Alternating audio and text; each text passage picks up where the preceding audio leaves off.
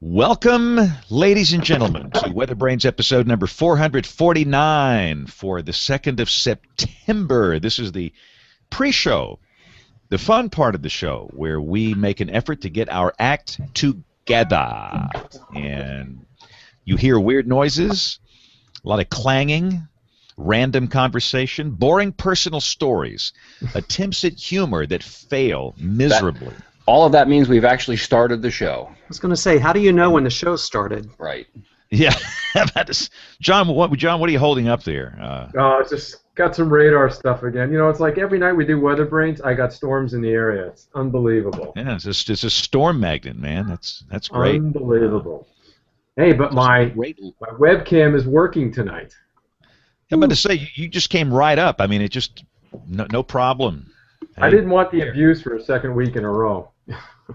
Well, it's just a travesty. So, you know, Dr. John has this IQ of 373, and he's the one guy that can't get his webcam working. So it doesn't make any sense.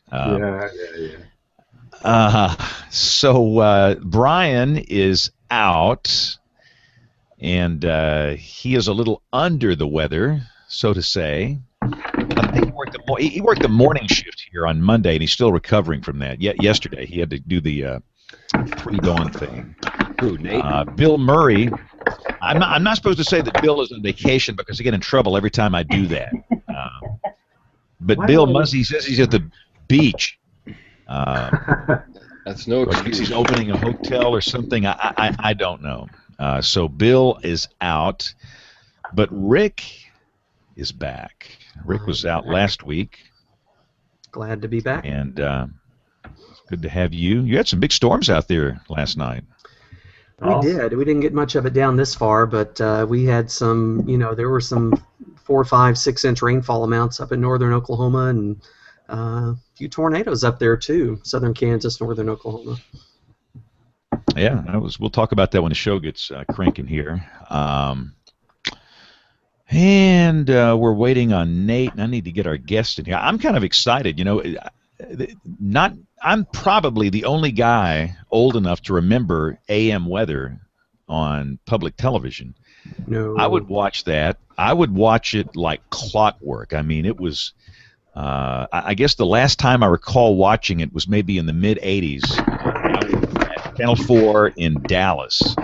And AM weather would come on like early in the morning, and we had an infant at the time. Our first child was a newborn, so we never slept, and it like came on at 6 in the morning or something, and I would watch it maybe 7 o'clock in the morning, and I thought it was great. So one of our guests was one of the hosts of AM weather, which is like really cool. Joan, in fact, she was on the show 5 years ago.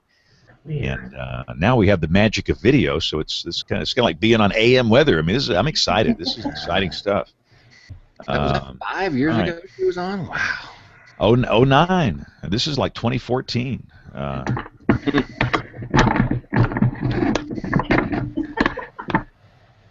John, you okay there? He's I'm looking a little orange tonight. Too funny. You are slightly orange, but it's okay. Remember, more people listen. Maybe it's my cable, eh? John, you might be able to go on that mic on your earbuds instead of the one on the... I am, though. Aren't I? No, we can hear it when you touch that camera. Yeah, yeah. When you're touching your camera, it's so whatever mic you've got in that webcam is what you're using. It doesn't sound bad. But like, have you tried the one on the earbuds?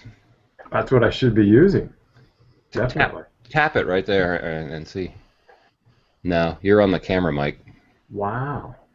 If you go up in the middle of the video window, there's 5 little icons, including a gear above the. Yeah, let's see. And you can select your audio source there. Yeah, I don't want my webcam, definitely. Yeah, it's gone. The webcam's gone out of focus now. That's weird too. Yeah, now you're fuzzy. All right, Rob Perillo, Louisiana. think we should have a what technical issue will Josh have this week segment. You got real flat again, Aubrey. Barely hear you. Yeah, You might just be too far away from it. that could be. That's why I tried to pick the dining room. We're going to take the WeatherBrains corporate budget and send her a mic. You know what? I have one of these. It's pretty good. It's called a Snowflake by Blue Mike. Yeah. It's about $40 on Amazon. Those are very portable too. Yeah. It all folds up into this little package, and there's a cable with it. And then I have my Yeti too. We'll send Aubrey a care package. Now Leo buys all of his hosts one of these. I know. Our budget is not quite there, but we'll get you a Snowflake. Why didn't you swing one of those? Sound good. I'm looking at Aubrey's shot there. I'm thinking we need a bring your pet to the show day sometime. I like this. We have 2 black cats here in the parking lot I can bring in. She's a mommy's girl. I've been home all day, and she's, follows me around. Let me go bring a stool in so I can set this computer on a stool. I think that'll work. Try talking now, John. It sounds like you switched mics. We didn't hear any rattling that time. No, we got nothing now. The rattling's gone. Yeah. we fixed it really good. You can rattle or you can mime. It's your choice.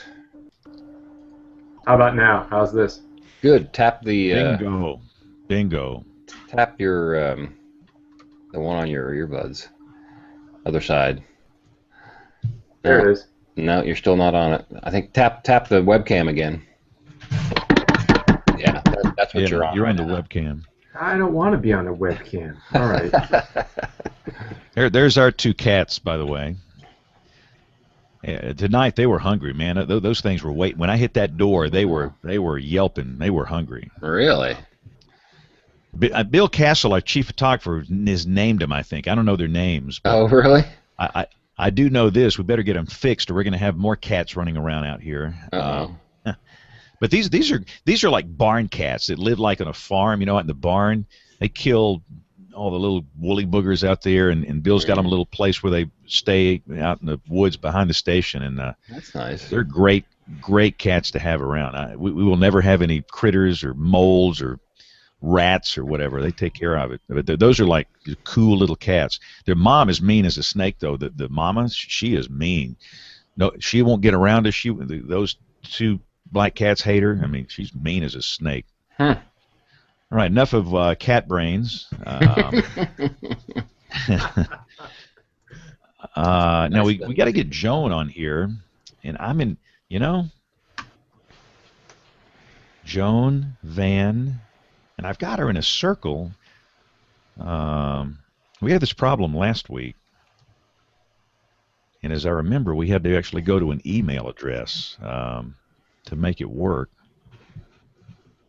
I think she doesn't have any followers on Google Plus, and it seems as though if you just if you just opened up an account, it just doesn't really show up when you start searching for them.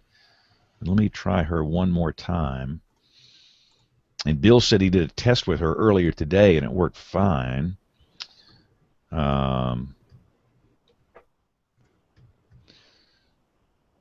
Yeah, she doesn't have a picture, and she has 2 followers.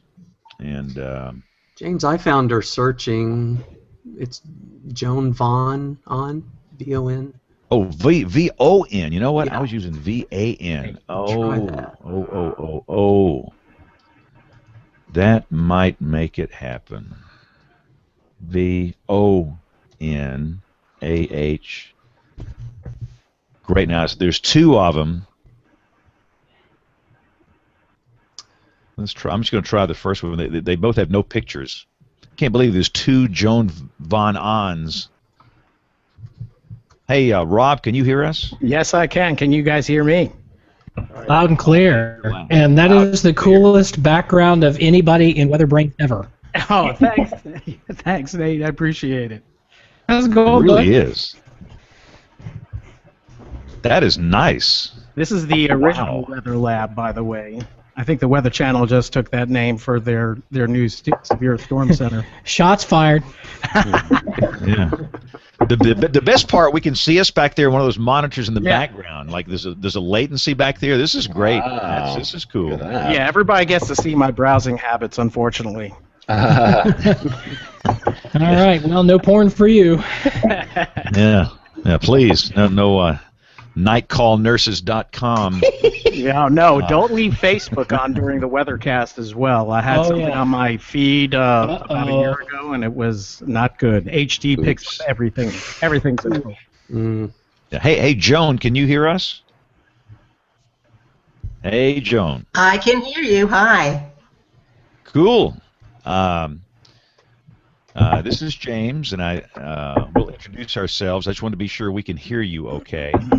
Give us a mic check. Give us a good 10 count so we can get your level set here.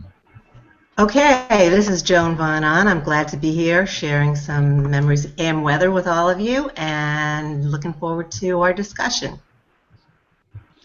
Yeah, I'm nervous. I mean, I'm a fanboy. I mean, yeah, it's great. Yeah. When you got on here, all of a sudden I get in the jitters. I mean, it's just I would watch you and Steve like every morning. And again, especially when our first child was born. And by the way, that child is 30, which is thoroughly depressing. When he was first born back in the mid '80s. He was born in '84. He didn't sleep much, and so, you're up. Nate, you know how it is. I mean, you don't sleep and.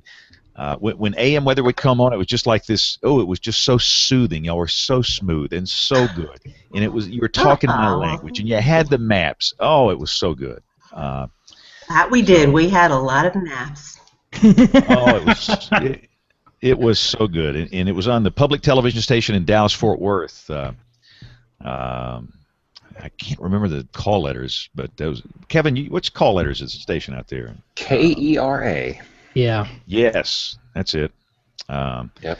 Well, I think we're all here. Cool. And welcome to our cable television audience watching on cable. And again, Joan, just for your information, and Rob, you know the deal. We're streaming now, and this will be on the YouTube version. We're about to start the recorded audio version. Still, a majority listen to the produced podcast, if you will. But we're also simulcasting on a local cable television channel. On cable systems in my market, and a lot of people do watch the video, and so what we're going to do is get the show actually started here. So here we go. I got to hit the record buttons. Number 1 and number 2, and here we go in 5, 4, 3, 2, 1. WeatherBrains! You got to be a weather geek. I mean, you have to be a weather geek, a nerd, a dweeb, a dork. If you listen to this show, but we are the greatest. You got to love weather weenies wherever they are. This is the show for weather people. This is WeatherBrains, and this is episode number 449, which means we've been doing this a long time, but we're going to keep doing it because we have a whole lot of fun. This is James Spann, and we're glad you're with us this week. This, for those that are watching and listening live, it's a Tuesday night special. This is the week of Labor Day, so this show is being done on September 2nd, 2014, and thanks for making the adjustment. We've got a few of the regulars out. I'd like to kind of go through that up front. Brian Peters is out this week. He's a little under the weather. Bill Murray, last time I said he was on vacation, and I got in trouble, but he's at the beach, in his Speedo. And no, I know what Bill's doing down there. Things I can't unsee. Yeah. Yeah, no, that's bad. So what he's got, Bill's down there in his Bermuda shorts, black socks, dress shoes, and a metal detector. And so he's down there, things I can't unsee. Better than the Speedo. Exactly. Yeah, that exactly. The Speedo thing was too far. So Bill and Brian are out. I think everybody else is in, which is marvelous, and it's great to see. Joan just dropped out. We'll see if we can get her back. But we've got Kevin Selly wearing a cool hat. Hey. Very cool. I have. This is for Rick. Rick, can you see? I usually don't play the video. Oh yeah. See what we got there? Cool. Oh, yes. That's official headwear from the Flying Cow Cafe at Rick's office, right, Rick? That's right. Yep. Is the food any good there, Rick? Yeah, I ate there just a couple of weeks ago. Yeah, it's not bad. The last time I was at the NWC, it was I've been there. Oops. Nope. Now we lost Nate. Now we lost Nate. Oh well. Yeah, I can tell this might be one of these fun weeks. We lost Joan. Joan is back. We lost Nate. We'll get Nate back. I like it when they go away. They freeze for people that are watching. You just see their head freezes and then they're gone. So we will get Nate back. But no, the Flying Cow Cafe is in the National Weather Center. Is that what you call that building out there where everybody's located? And I have not been. It just seemed like I was in Oklahoma City or Norman on a regular basis for about 3, 4, 5 years, and it just stopped. And I have not been to Norman or Oklahoma City since that facility opened. When I was there last, it was getting ready to open. So I guess that's been, 5 or 6 years? 8 years. It's been a while. 8 years. Wow. What else is in that building, flies. Rick? It's a beautiful building. Oh, everything. The Storm Prediction Center, the Forecast Office, the Warning Decision Training Branch, the School of Meteorology for the University of Oklahoma, National Severe Storms Lab, and a whole bunch of other acronyms that we don't have time to spell out fully. And the last time I was there, there was a display. They had actually been moved temporarily, but it was some movie props or something, wasn't it? Yeah, they had 2 of the props from the movie Twister, the Dorothy that the good guys carried around to put in the front of the tornado that had the little balls that flew up in the tornado, and then they had the other one, and then they had the real thing, Toto, which the Severe Storms Lab really hauled around through the dirt roads of Oklahoma back in the 80s. In fact, we were just at the Oklahoma History Museum yesterday with the family and saw that display there. They've got a nice display, but it'll be back in our building sometime soon. It's still gone then. I thought it was just out for a couple. Lots of people taking pictures. Yeah, I thought it was just supposed to be gone for a short time when I was there. It's been a couple years ago now, but so they're still out. About another year maybe. I'm not sure. Okay. Well, that's a nice facility. We should formally introduce Rick. Rick is the Warning Coordination Meteorologist for the National Weather Service in Norman, Oklahoma, and a regular, and it's good to have you back. And you had some active weather out there yesterday on Labor Day. We did. We got some storms that formed along a front up in along the Kansas-Oklahoma border, and turned into supercells and had a really nice-looking storm there to the south and southeast of Wichita. Produced a decent-looking tornado, and apparently some tornado damage in northern Oklahoma, and some places got 3 to 5 inches of rain. We got 16 drops here, I think, but somebody got some good rain. But yeah, it's it looked like May for a while there last night. It was interesting. That stuff lasted until, midday, and then just vanished and put out this real cool boundary on the visible satellite. And I thought something might fire on that boundary, but that really didn't happen. Yeah. It lasted all night and, like you said, into the early afternoon. Yeah, really into the midday. I was surprised it went so long. Yeah. And now all of the storms have moved into Dr. John's territory. Once again, the man in Pennsylvania is dealing with storms tonight. What is it with his show and storms, John? I don't know what it is, James. It's kind of earth-shattering, isn't it? But we finally hit 90 here. We had an entire month of August. Is that me that's buzzing? Who's buzzing? No, you're clean as a whistle. Okay, great.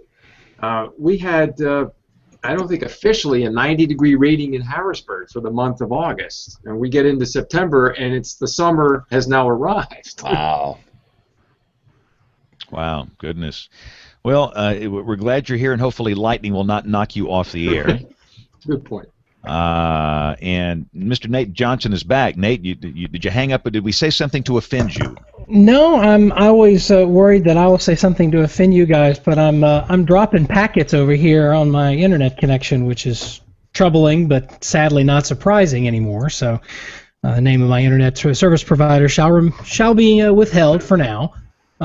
We're dropping 5.2% of packets, so you'll miss about 1/20th of all of what I say, which means that it will be 95% better this episode of WeatherBrains. So there you go. All right, cool. Well, we got Aubrey Urbanowitz, who is in her lovely abode with her lovely friend, her best friend. Well, her best friend, animal friend. This is the child. This is the new child. This is Bear. So She's the calmest dog I've ever seen. She was on last week, and just, I mean, and you've had her, what, a week and a half or something? And she pretty much. And if she's not chasing her ball and wanting to play outside, she is like this, either in our arms or on the couch. And wow. just, laying like this all the time. So she's a mom. I'm like that after a few Oktoberfest. Yeah, right? Exactly. So she's mommy's home tonight, so she sniffed her out. So she's gonna, I think, join in the fun for a little while. But we've been hot here too. We hit 90 the first day in August. We hit 90. It was the last day in August, and we hit 90 the first day of September also. So our summer finally arrived in September as well.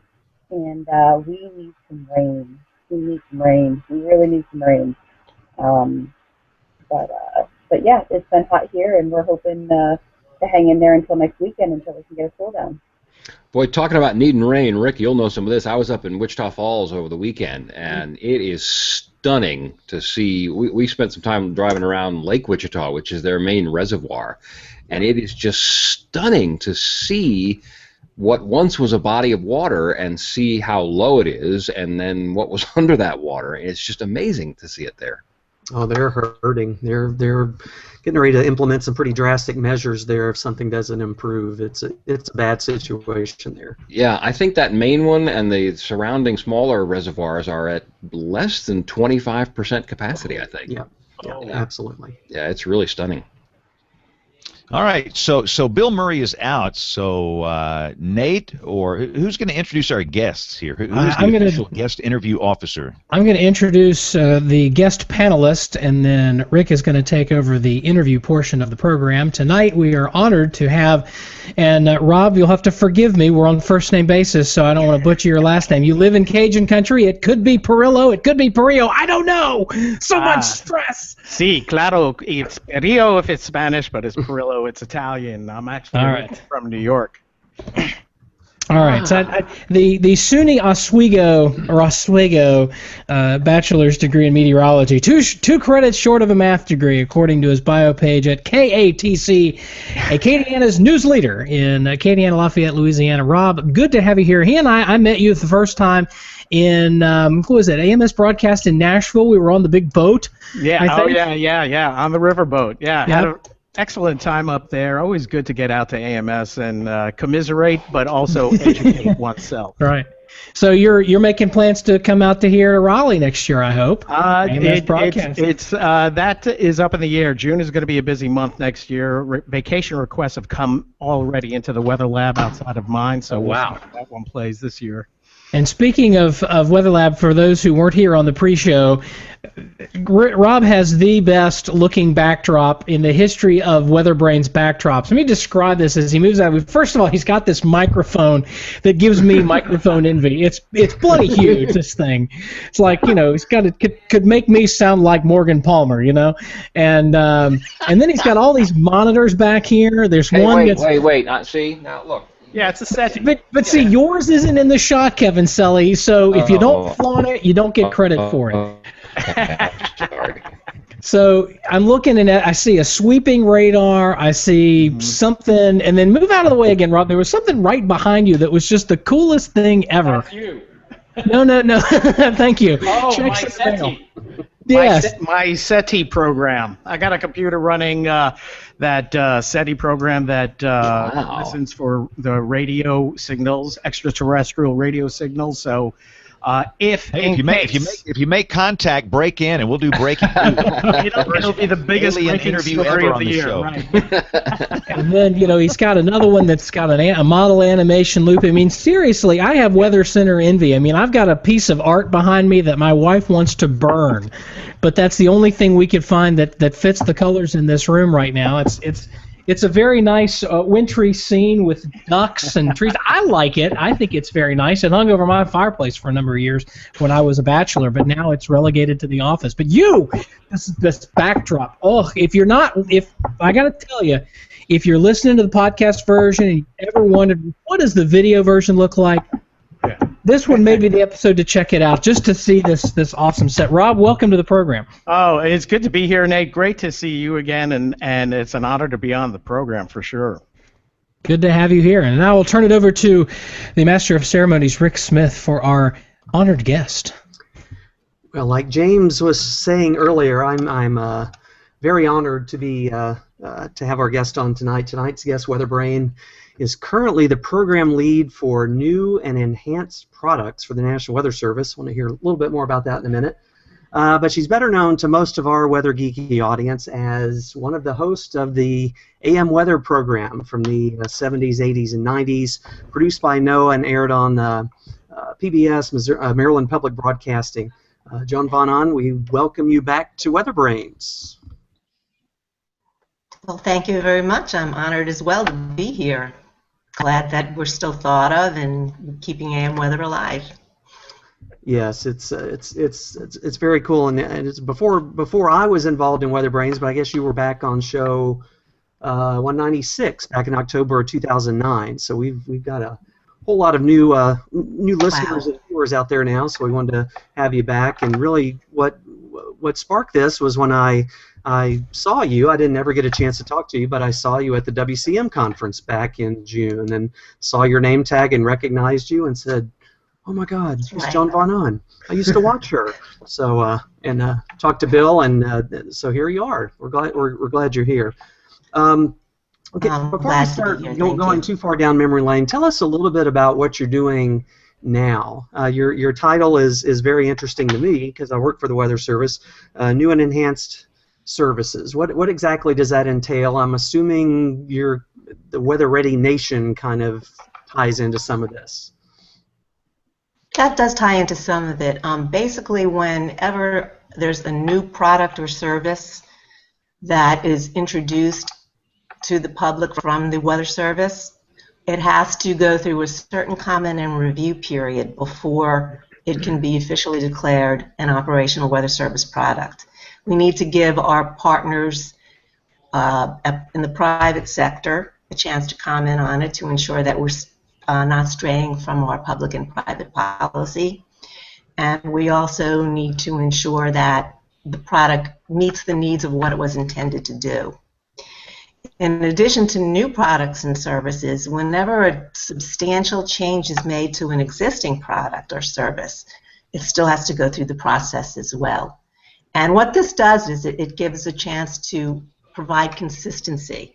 If a product is submitted, let's say as a local product, we want to ensure that if it would be applicable to other Weather Service regions and other weather forecast offices across the nation, that it be made available on a national basis so that everyone is subject to having the same products and services available to them. So and with a lot of vision support now going on, and I'm sorry. I guess one of the big things, one of the new enhanced services that's going on right now is the SPC Outlook changes. Are you involved in that? And yes. Oh yes, definitely. Yeah, one of them just went through comment review and it was approved for operational implementation. And there's another change that is currently still in the experimental phase, and it's expected to receive operational status shortly. Okay, great.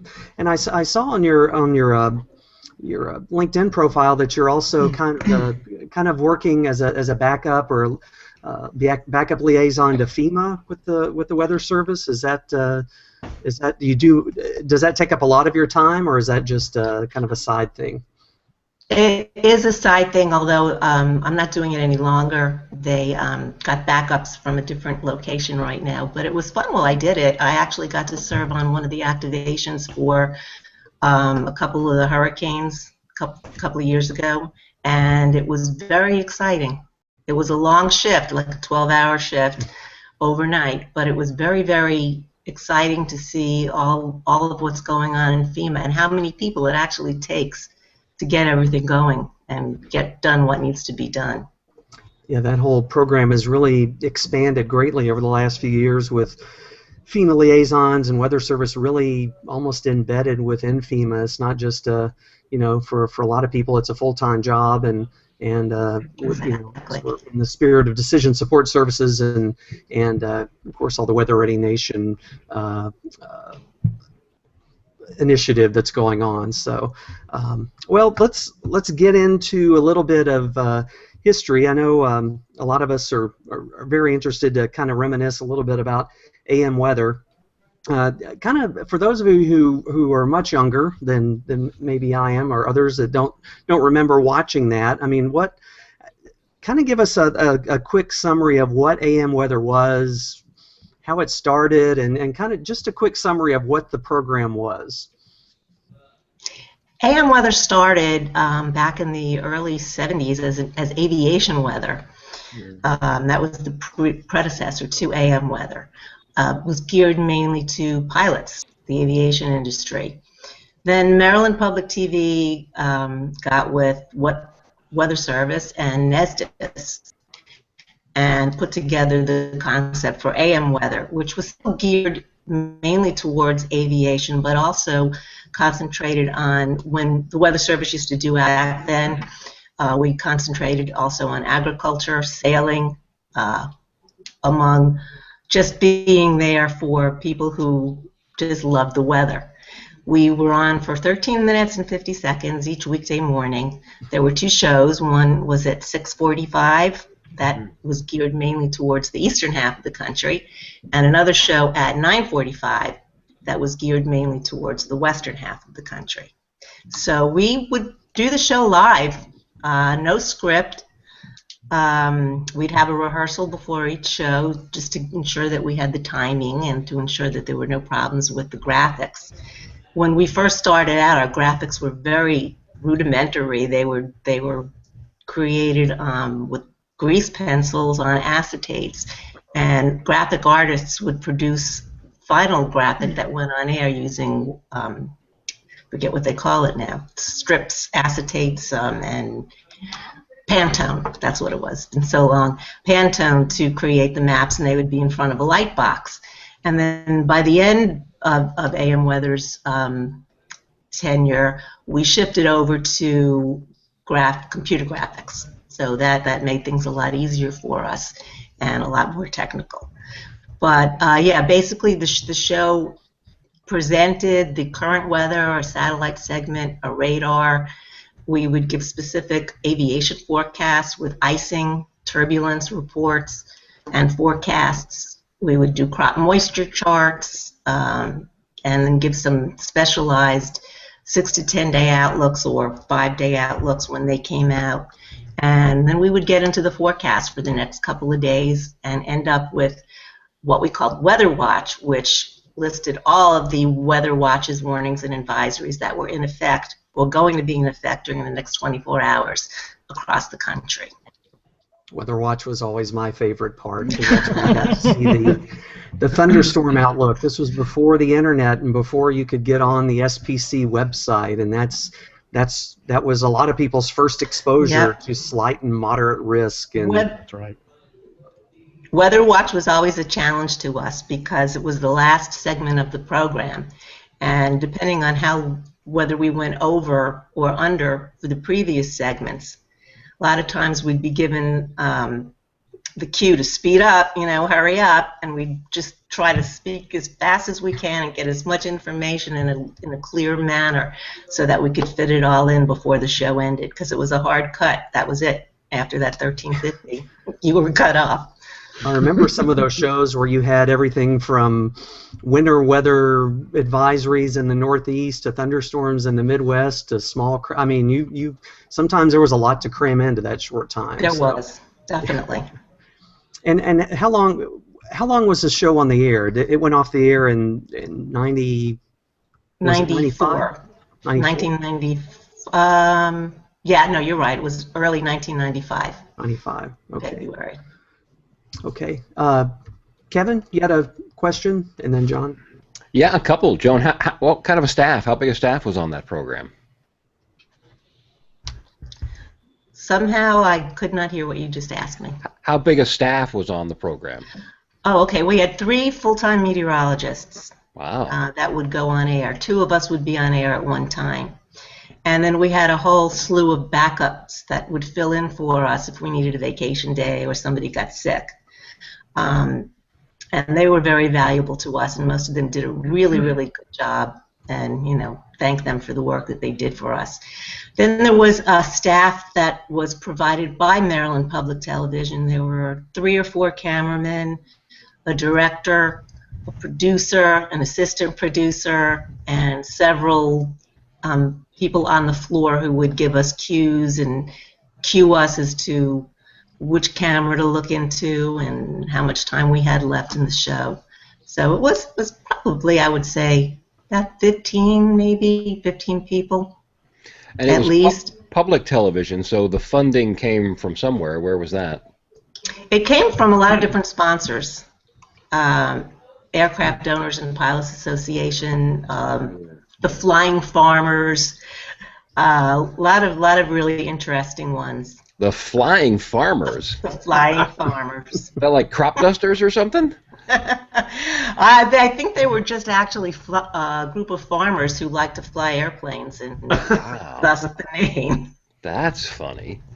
Well, now that we're in the age of the internet and programs like this, has there ever been any discussion of doing something like that again on the internet? It's funny. We all get together every once in a while. I keep in touch with just about everybody, either by email or those that are still working around the office. And every once in a while it comes up, gee, would it be really cool to do an AM weather or an AM weather reunion using YouTube or something. But it's never happened. We haven't done it yet. Not yet. Let me back up to the SPC comments, and you said you have a comment period. Yes. Can you tell us a little bit more about that? I mean, you obviously get some comments, but there must be some thresholds involved. If what, 75% of the people said, I don't like this new, moderate, slight thing, does that tip the scale? How does that work? It would. Basically, what we're getting comments on is, first and foremost, whether the Weather Service should be producing that product, whether it infringes on the private public sector policy. So we give folks out there a chance to ensure that we're not stepping over the bounds of our agreement. We also listen to the comments to make sure that the product is meeting the needs of the people. So if the majority of the people don't like it and find it difficult to interpret, then we will definitely consider that. There's a feedback, an evaluation period of 90 days after we gather all the feedback, and it's looked into very carefully. All the regions that have a say in the outcome of whether this is approved for operational implementation. So yes, we do give a lot of consideration to the comments. I'm not sure that they have an exact threshold, but it's all discussed and evaluated, and then at the end of that evaluation, they make a decision whether to transition it to operational, whether to extend the comment period, maybe taking into account some of the feedback that they got from our customers, or whether to just discontinue it and say, it was not worth it, it didn't meet the needs. Do you have a feel for where some sort of reinvestigation would kick in? I mean, is it 20% or 30%, or at some point do they just say, no, that's James Spann complaining and don't pay attention? Honestly, I don't know if they have a percentage. I think it depends on what type of comment it is. And they give consideration to, oh boy, look what just popped up.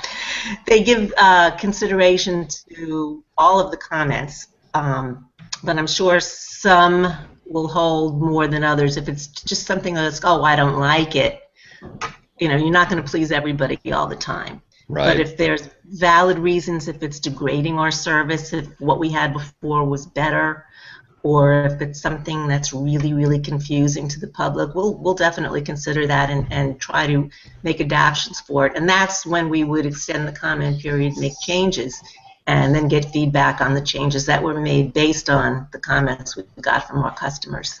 Just one more for me, shifting gears again a little bit, because this conversation comes up sort of in the industry, at least in the broadcasters, every so often, and I've seen it go by again. Do you have any insight from your perch as to why the Weather Service has no smartphone apps or anything in that vein? That's most of what that has to do is with the public-private. We don't want to infringe over, as part of our policy, we're supposed to provide information. We're not really supposed to provide a specialized service, something that the private industry could provide. We're not supposed to infringe on their territory.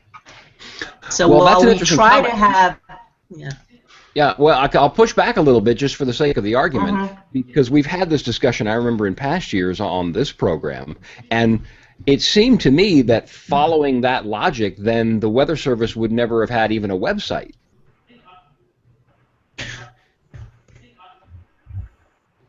That's probably true. Wow. So how does that hold then into the smartphone area? One of the ones that make the policy. Yeah, no, I understand. I'm just looking for any opinions because it happens somewhere in the chain. Yeah. Kevin's trying to start trouble. Yeah.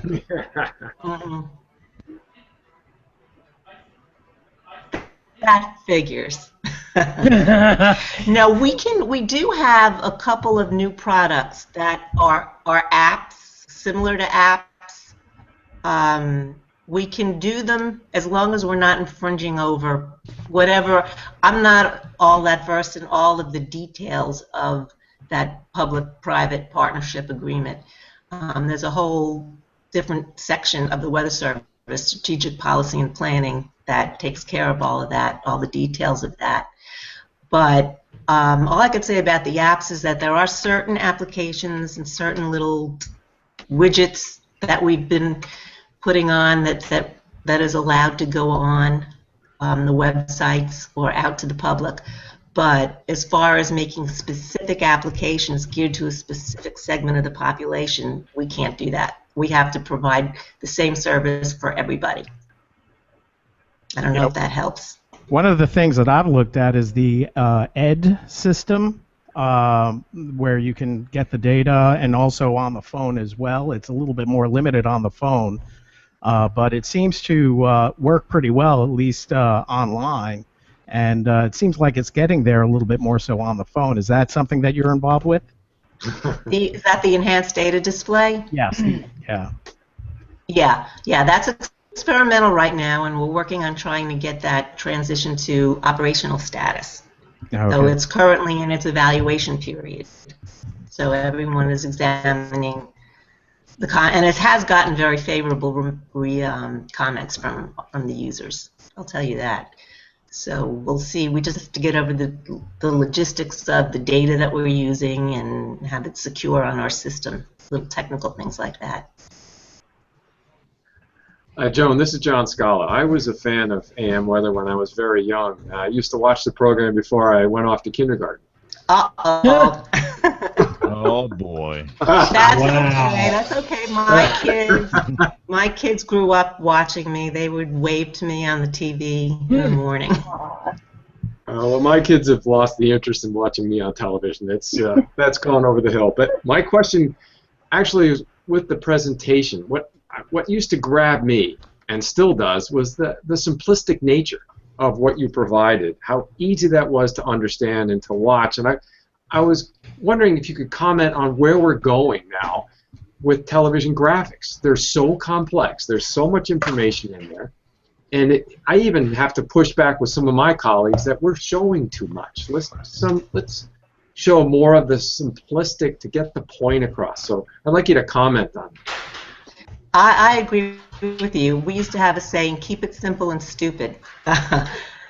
No bad vibes to people. Not that we're saying people are stupid, but that was just what we would say. Keep it simple, because the simpler the better. I mean, you have all different ranges of audiences, as you said, from kids to scientists to just the general public. So there's different levels of interpretation and its understanding. So we try to keep it to the simplest level that we could and still get the information across. And I agree. I think sometimes some of the maps are so confusing and they're so flashy. We tried not to do anything too flashy because that takes away from the information, I think. And I think while graphics and some of the new flashy things are great, used to a certain extent, I think sometimes they get overdone. Yeah, I agree with you 100%. Sometimes we spend too much time in making it look good, and then we get away from the actual forecasting. And I find that to be a real frustrating aspect of doing anything on television. You just spend so much time putting graphics together, the weather's going on down the road, and you lose track of it. Exactly. Don't get Fischel started on that rant. He posted on I think it might have been on one of the AMS boards a couple weeks ago just how all the broadcast vendors that the promise is, oh, the machine will do all of the work for you and that'll give you more time to forecast, and it just never seems to happen that way. There's always something else that comes in and fills the void. Joan, I want to ask you about this, and Rick, forgive me for stealing this if you were planning on doing this, but Rick sent us this flyer that he wrote in when he was a younger man and wrote in and got this. And I think one of the themes that when you think about AM weather, there's so many people in the field today and a lot of enthusiasts who can trace part of their heritage, if you will, back to AM weather. And I wanted to I want you to tell us about your idea on outreach and why, being able to send this little flyer, why did you guys do that? I mean, TV stations, I think, do the hurricane tracking maps and stuff, but it's all promotional stuff, whereas this is just, here explaining this. And tell us a little bit about that role and look back at sort of the legacy of AM weather in the weather enterprise. We loved hearing from our viewers, and we really did answer all of those letters that people would write to us. The map symbol chart, we wanted to ensure that people understood the symbols that were on the map, and so that when they watched, they knew what we were talking about. And it was also great for kids, for school projects. They could use that map symbol. We even had a teacher's guide. That was a really cool publication. It was color, which was pretty good for back then, and it explained the whole show, kind of gave teachers little things that they could do with the kids to teach them about the weather, little quizzes and little exercises that they could do. And that was a great handout that we used to give. And we used to go to conferences and conventions and have a booth. Folks would come up and we'd hand out the station listings and the symbol guides. And we really enjoyed conversing to our viewers because you could really feel how much they enjoyed the show, and it made it even really, really rewarding to give back to them and meet them.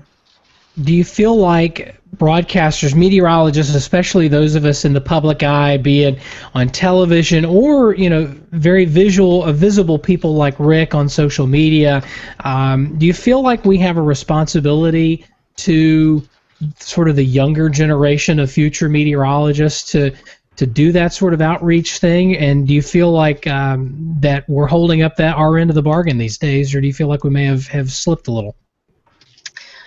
I can speak for the Weather Service. We have a really good outreach program, an outreach and education program. We've got tons and tons of pamphlets and flyers and different things to provide information to the schools, and we have some very dedicated meteorologists in Aquas that actually work with coordinating with teachers and coordinating with school programs to ensure that science is being infused into the system. So yeah, I think the Weather Service is doing a pretty good job with the outreach.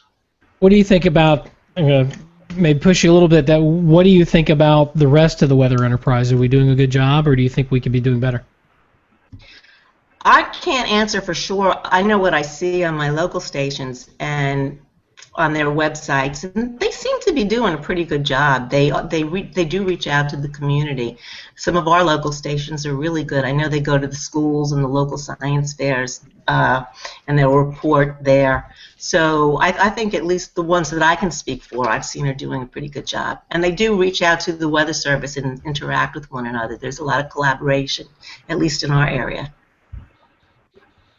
Well, Joan, I have to say, I feel like I missed out on this AM weather because I was a full-fledged 80s child and I could have watched this and I never ever knew about this show. I was apparently just fully involved in Mousercise and I'm very disappointed I didn't know about AM weather. But you mentioned that you guys did part of the 6 to 10 day weather forecast. Mm-hmm. How did you do that during that time frame that the show was on? We used the 6 to 10 day outlook and the 5-day outlooks that were produced by NCEP, National Centers for Environmental Prediction. Yeah, because we didn't have time, obviously, as you said, to in that time frame, to spend all the time to give an accurate outlook. So we would just use the official outlook that was posted from NCEP. Okay. And then as far as being part of Weather Ready Nation and having storm preparedness and stuff, how do you recommend for meteorologists and weather reporters for us to convey to the public simple things to do, even if people don't need to have a full-fledged plan of a lot of things to do? Because I feel like a lot of people kind of just put it on the back burner and it's not on the forefront of their minds, especially maybe for those people who aren't in maybe necessarily hurricane-prone zones or tornado-prone areas. How do you recommend, we get the point across to some of those people? That's difficult. We've been trying to get the point across for years and years. We have our campaigns like Turn Around, Don't Drown, when thunder roars, go indoors. We try to work with provide slogans out for the media to use. And we've just recently begun to involve social science. We have some social scientists in AQUIS, and they've been working closely with the folks when there's an assessment after a disaster or some severe weather to find out why people, even though they're provided this information, are they getting it? And if they are, why they're not reacting to it. So we're definitely being proactive and trying to find out how to get people to really pay attention to what we're trying to tell them and act on it. Is it just the mentality that people just think that they can't comprehend that it's not going to happen to them, or?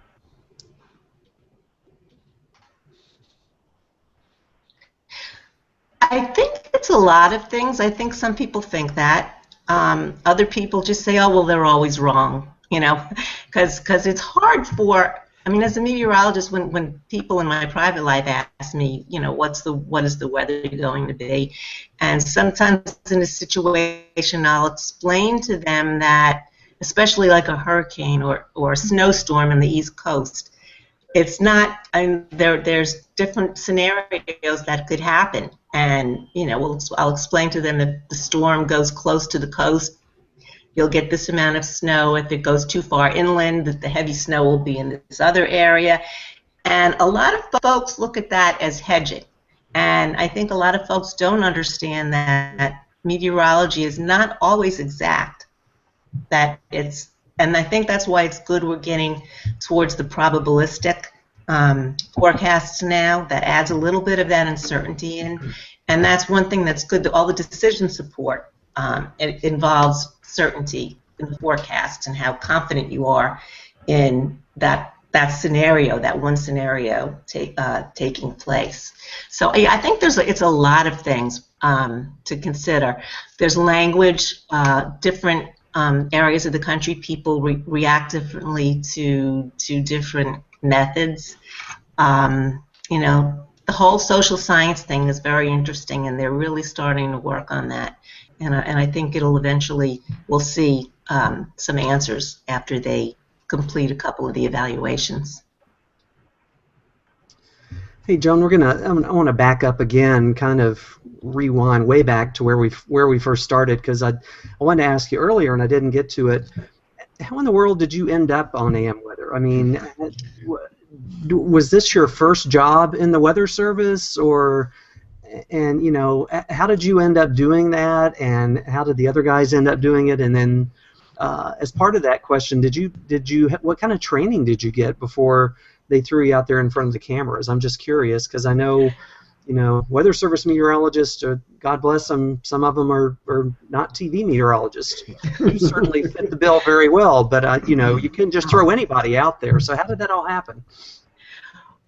Well, it was not my first job in the Weather Service. I got my master's degree. I got my bachelor's from NYU, and I got my master's from City College. And I actually did my master's degree on scatterometer winds, which I wound up working on later on in my career, which I thought was interesting. But my first job with the Weather Service was in the aviation weather branch, and I would forecast the jet stream winds and icing and turbulence. And someone had told me about AM weather, and I started watching it and thought, wow, this would really be fun to do. And I started as a backup. I had to go for an audition, and they must have seen something, because my first audition I thought was absolutely horrible, and they had insisted that I had to work on getting rid of my New York accent, which comes back and forth sometimes. But if you were to see my first audition tape, you could really hear the New York. I talked about showers and thunderstorms. So they said, no, you got to get rid of that. It's got to be showers and thunderstorms. So I worked hard, but back to the training question. No, they gave us training sort of on the job. They would give us rehearsals, give us pointers, but no, there was no real training. And makeup, we did our own makeup and our own hair. I love that question. To learn what looks best on air, because what looks good live. Go ahead, Nate. I was just going to say, I love that question. Everybody, so do other people do your makeup for you? I'm like, it's like, no, I remember the first, I got my first job in Abilene, Texas, and had been there 2 days, and the chief was like, you're going to need some makeup, and so go talk to, the Amy Wallace, who was one of our reporters, who was, I don't even think she was as old as I was at that point. She's started when she was in college. And was there. She's like, go to Amy and ask her what you need to do. And she said, go to the Lancome counter at Dillard's or whatever, and just you're gonna be on TV. Just take buy whatever they sell you. Oh no. Well, I do have somebody that does my hair. We had it was quite funny, especially with the guys, because they didn't know what they were doing, and every once in a while they would get a consultant in from a local, beauty place to come in and kind of give us all makeovers. And the guys were just, they just loved doing that. It just, they really wanted no part of it. But they did get some good tips. Hey, Joan, I was going to ask you about your co-host. I remember watching you and a guy named Carl Weiss. Do y'all still talk, and how did y'all get along on the show? Looked like y'all got along pretty well. We did. We got along really well. As a matter of fact, I used to carpool with Carl to the show before my children were born. But yeah, we got along really well, and he just retired last month. He was still with the National Weather Service headquarters. Still looks the same, except his hair is gray. But yeah, I would see him quite often, and we'd always reminisce about the good old times at AM Weather. So he was retired to North Carolina or South Carolina, one of the Carolinas, I forget. But yeah, he and his wife are moving down there. So he's gonna, yeah. And I'm looking at some of the other note, I don't know if you all knew Wayne Winston. Yeah, go ahead. Yeah. Gary Petty. Yeah. Hey. But Wayne Winston was our other full-time host. Yeah, and he sadly passed away last year from myelofibrosis or something like that. So that was a shock for us to hear about that.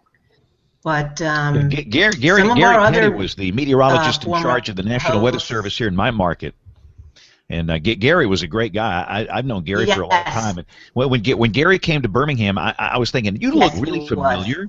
And it was from AM Weathers where I saw this guy. So that was cool.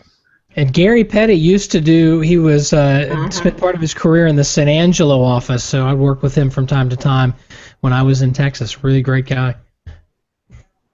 Yeah, I have a good Gary Petty story. I don't know if I told it the last time or not, but yeah, he was subbing on the show, filling in, and we used to all go out to breakfast in between shows, get something to eat, and he was talking about golf with the guys. They were all talking about golf. So when he came back to do the second show, what he was doing radar, and he wanted to say, oh, there's a line of storms from the Great Lakes all the way down to the Gulf Coast. But instead he said, there's a line of storms all the way from the Great Lakes down to the golf course. And then just started laughing. But that's live TV. We loved it. So Joan, how long do you plan on still working for the Weather Service? Looks like you got a lot of years left, don't you? Not as much as you'd think. I have about 3 left. And I can head out if I want to. I'll see how it goes. So during your long weather career, in terms of the events, is there anyone that stands out in your mind? And I'm talking since you've been a professional meteorologist, big weather events across the country. That stand out in my mind. Well, the recent couple of hurricanes we had in the East Coast. That I worked at FEMA for. Those were quite amazing to be through that and to be part of it. To see, exactly how FEMA works and how they use our information, and to see what a cohesive group of people together. It took all those people to get done what they needed to get done. So that was that's probably the most memorable. I'll ask you this question. I like to ask those that have been around for a while. Younger people listen to this program that maybe are high school students with an interest in a career in meteorology. If one wanted to work for the National Weather Service, what advice would you give a young person? I would give them the advice to get a good get their bachelor's, get their master's, try to get into an intern program. They still do have some internships in the National Weather Service. Even if they live close to a weather forecast office, see if they could volunteer or at least visit or become a spotter. Try to get involved that way. And just try to get as much experience as you can. And be willing to, you have to be willing to start at the bottom. You can't just jump in with the job of your career. You have to start at the entry level and work your way up. But there's plenty of good opportunities there in the Weather Service, I think. Great. Well, Joan, thanks a lot for taking the time to be on the show with us. It's been 5 years. Again, for a lot of us, wow. You're like a legend getting to work, getting to be with somebody on AM Weather. I was going to ask you one more question. If somebody wanted to get in touch with you, are you on social media, or what's the best way to do that for your old fan club? I am on social media. I'm on Facebook. Also, I have my Weather Service email. So that's joan.vonon@noaa.gov. So you could always get in touch with me that way, and I'll be happy to answer questions or just chat. Great. Well, Joan, thanks again. You launched a lot of careers, I think, and when I watched you, I was probably in my mid-20s. I was very young, and I just thought you guys were fantastic. So thanks for all you've done for the Weather Enterprise, and thanks for giving us an hour of your time this week. Oh, it was my pleasure, and I was glad to be valuable all those years. It's very, very rewarding, and it's always nice to hear that we've actually touched people and that we're thought of so highly. Thank you. Definitely. Thank Great. you. Well, thanks a lot, Joan. Thanks, Joan. Thank you very much. Thank you. All right, we are going to do Aubrey's segment. Aubrey, have you got an email? You want to do that now? So I know you need to leave a little early this evening. Yeah. Or do we want to hold that until next week? We can do some email if the computer's been a little jolly tonight. I've got And again, for those listening by on the audio side, Aubrey is not using her typical microphone, and she is not. She does not have the mic under her armpit. I promise. But she, we are going to fly up to her a new mic for next week, and maybe you'll be back in your regular edit booth next week, huh? I could be. Is it sounding a little better now? Yes, it does sound a little better now. And if you want to actually do this, I can roll the music because I'm always got that good old. I've got that email jingle at my disposal anytime I want it. Letters. We get letters. We get stacks and stacks of letters. All right. Let's see. Our first email comes in from Zoe, and I am not even going to attempt to pronounce her last name, even though my last name is a doozy. She says, thought I would drop you guys a quick email in case you need a pick of the week or some great suggestions. Shameless plugs, I mean picks. Midwest Regional Climate Center's Tornado Track Tool. There's a couple of great websites, and then also the Midwest Regional Climate Center's Climate Database, also another great website. Great suggestions, Dr. Jim Angel, Illinois State climatologist. Dr. Beth Hall, Director of the Midwest Regional Climate Center, and then J.C. Fultz, Chief Meteorologist at WAND in Decatur, Illinois. Also, how are J.B., Kevin, and Dr. Kim? And of course, Kevin is back on the show, and J.B. now retired. So happy to have Kevin back on the show. This one came in. Oh, Cursor, don't do that. I'm not even on my computer. This is the husband's computer, so it's a little hard to navigate. This email from Marcus Choops, a link on the anniversary coming up on 1959 Hurricane Camille, also something that hit very close to the area that I am in, near Nelson County and Augusta County in Virginia. And actually, I think I was down that way back in March, and I ended up driving past one of the markers, the historical markers. So also something that is, even though it's been several decades, a lot of people still remember that. In fact, I don't remember getting any emails within the last 7 days. These are all that I have in my folder. So unless I missed something, that is all I have. So if you'd like to get in touch with us, you can send us an email at weatherbrains.com. You can also check out our webpage, weatherbrains.com. You can find us on Facebook and Twitter. You can search for WeatherBrains. You can also find us all individually on Facebook and the Twitter. We'd love to hear from you, your guest suggestions, maybe a website that you like, a picture, favorite pick, something that maybe attracted your attention. We'd love to hear from you. Also, maybe something that you would like to see on the show or something that you don't like on the show. Again, send us an email at weatherbrains.com. Okay, Aubrey, well, thank you and your canine friend. And his name is Bear, is that right? Bear. Bear as in grizzly, not Teddy. Okay. Bear. Well, listen, thanks to you and Bear for coming on the show. No, you've got to exit a little early this week, but it's great to have you. We'll see you next week. Thank you for that great email segment, and thanks always for being here. Thank you. All right, thank you, Aubrey.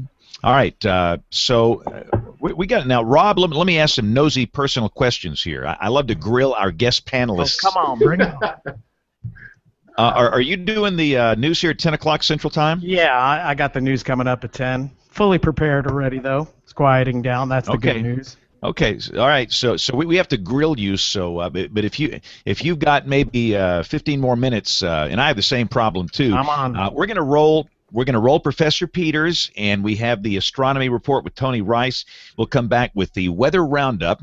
We will do Nate's news if we have any news this week. We'll do picks of the week. No telling what we're going to do. You just hang tight as WeatherBrains rolls along. WeatherBrains 101 with Professor Peters. Last week we began talking about air pressure by describing the pressure inside a fixed container and how it can change. An automobile tire made a good example for our container. But the atmosphere is not exactly a sealed container. In the Earth's atmosphere, as elevation increases, the number of molecules decreases and the density of air is less, so the air pressure decreases. While the atmosphere extends upward more than 15 miles, about half of the air molecules in the atmosphere are contained in the lowest 18,000 feet, roughly equivalent to a pressure surface of about 500 millibars. Because of this decrease in pressure with height, it makes it very hard to compare the air pressure at one location to another, especially when the elevations of each site differ. Therefore, to give meaning to the pressure values observed at each weather observing station, we need to convert the station air pressure readings to a value with a common denominator. That common denominator is the sea level. At observation stations around the world, the air pressure reading, regardless of the station elevation, is converted to a value that would be observed if the station instrumentation were located at sea level. The two most common units in the United States to measure the pressure are inches of mercury and millibars. Inches of mercury refers to the height of a column of mercury measured in hundredths of inches. This is what you will hear usually from NOAA Weather Radio or from your favorite weather source. At sea level, standard air pressure in inches of mercury is 29.92. Millibars comes from the original term for pressure, or bar. Bar is from the Greek baros, meaning weight. Millibar values used in meteorology range from about 100 to 1,050. At sea level, standard air pressure in millibars is 1013.2 millibars. Weather maps showing the pressure at the surface are drawn using millibars typically. Air pressure is almost always changing. The pressure change is caused by changes in air density, and air density is related to temperature. But that opens us up to another topic down the road in a future 101 segment. If you have a weather question, drop an email to question@weatherbrains.com. Looking beyond the atmosphere, I'm Tony Rice with your astronomy outlook for the week of September 2nd. Mars and Saturn continue to line up in the western sky after dusk. Towards the end of the week, the pair will join up with the slightly dimmer Antares. This reddish star is often confused with Mars. Its name even translates to rival of Mars. Antares is also known as the heart of the Scorpion for its position in the middle of the constellation Scorpio. September 1st marked the beginning of meteorological fall, but for astronomers, they know it simply as Monday. The autumnal equinox on September 22nd marks the real beginning of fall for the northern hemisphere, when the sun is perpendicular to the equator, day and night are roughly the same length, and the northern and southern hemispheres are equally lit. This happens exactly at 10:29 p.m. Eastern Time that day. Mars has an axial tilt similar to Earth's and has seasons as well. Equinox occurred there back on August 17th, beginning a 5-month-long fall season. We'll begin to see the northern ice cap grow even larger, even with moderately sized telescopes. This happens as carbon dioxide falls in the form of dry ice, further thinning the atmosphere. And in air and space history, Friday, September 5th marks the 50th anniversary of the launch of the Orbiting Geophysical Observatory, first in a series to study Earth's atmosphere and its magnetosphere.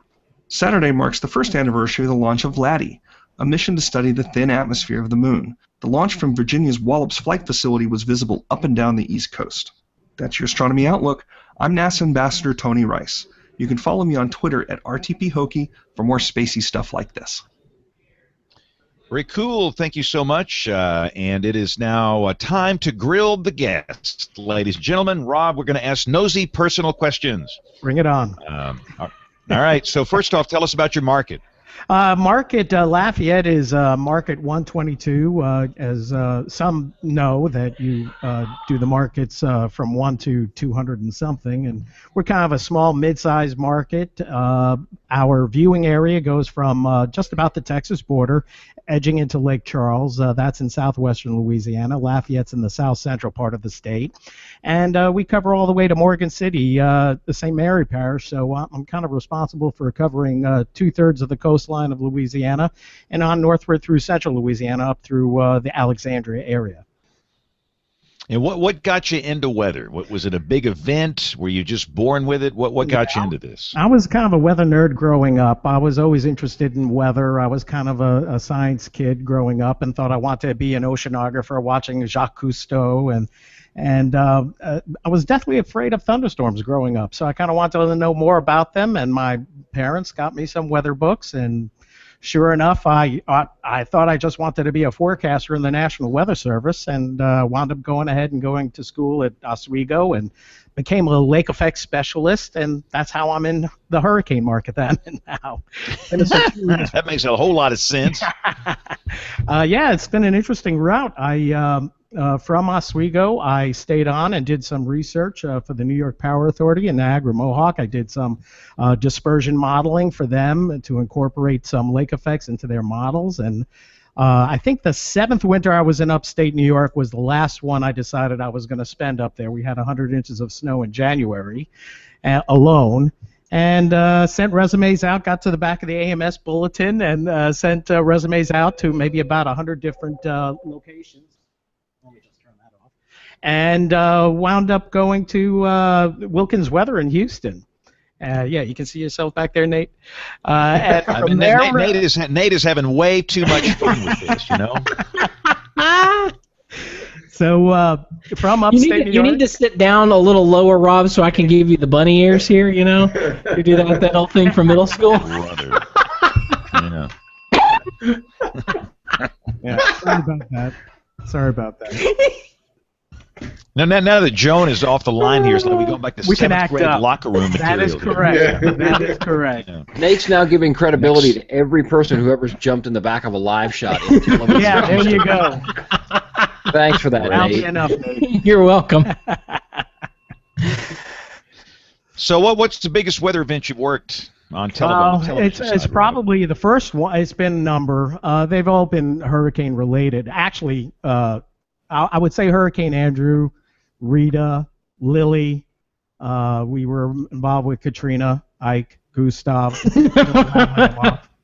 I see you get doing that too. I see you back there, James. Yeah, sorry. I'm going to put an end to all of you and turn that monitor off. Oh boy.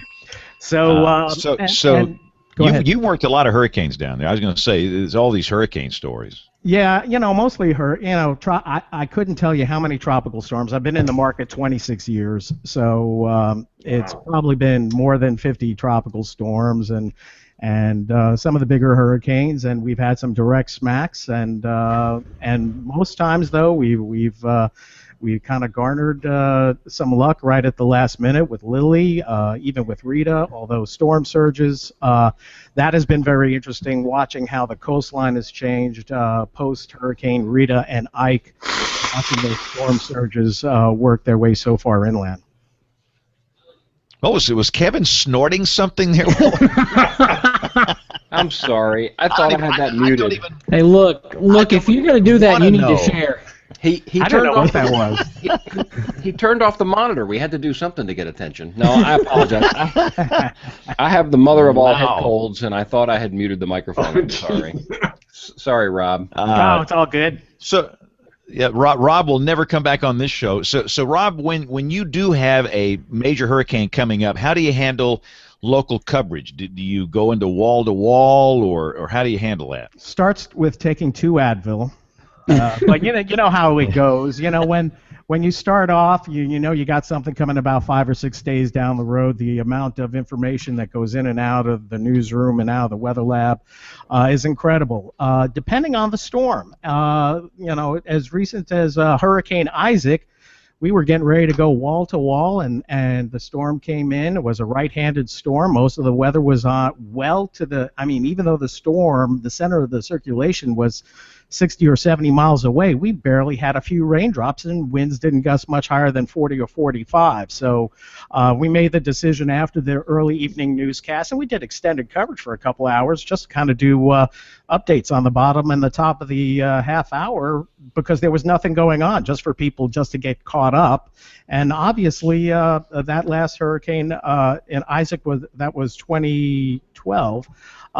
We saw a lot of people using social media and using that as their primary source of information, and using the apps on the phone. And it came out to about 50-50 on people that were watching us on air or getting their information via their phones or laptops or on social media, which could be kind of scary.